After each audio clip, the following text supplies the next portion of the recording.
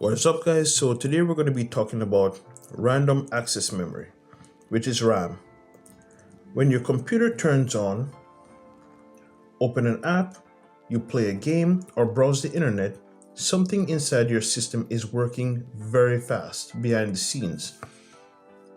That component is called random access memory, or RAM. RAM is your computer's short-term memory.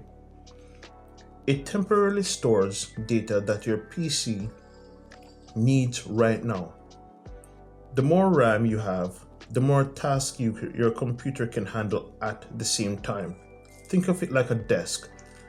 Your storage drive is the filing cabinet. Your RAM is the desk surface. Your PC is you working at the desk. If the desk is small, you constantly move papers around. If your desk is large, you're working faster and more efficiently. The important thing to know is that RAM is volatile memory. It clears when your computer turns off. The more RAM improves multitasking.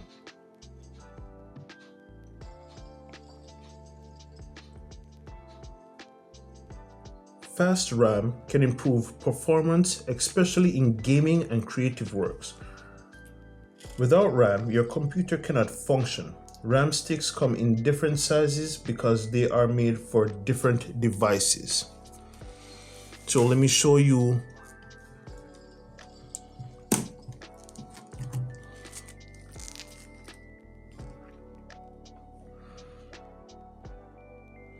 Desktop computers use large RAM sticks called DIMMs. These are bigger because desktops have more space inside and can handle higher memory and capacity and better cooling. Laptops and mini PCs use smaller RAM sticks called SO-DIMMs. These are compact so they can fit in smaller devices. Sometimes RAM sticks also look taller because they have heat spreaders. These help keep RAM cool and can also make it look stylish. So in simple terms, big RAM equals desktop, small RAM equals laptop, extra height equals cooling and design. To ensure that you don't put the wrong RAM inside the computer or on the motherboard, RAM has evolved over time.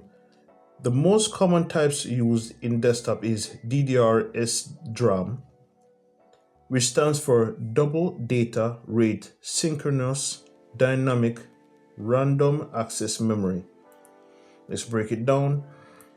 A computer designed for DDR3 cannot use DDR4 because different notch positions. These are the notches right here. I'll put a diagram up for you to understand. Different voltage requirements. DDR3 uses 1.5 volts. DDR4 uses 1.2 volts. Different memory controller designs. So CPU and motherboards are built for a specific generation. Even if you force it, which you shouldn't, it will not work and can damage components.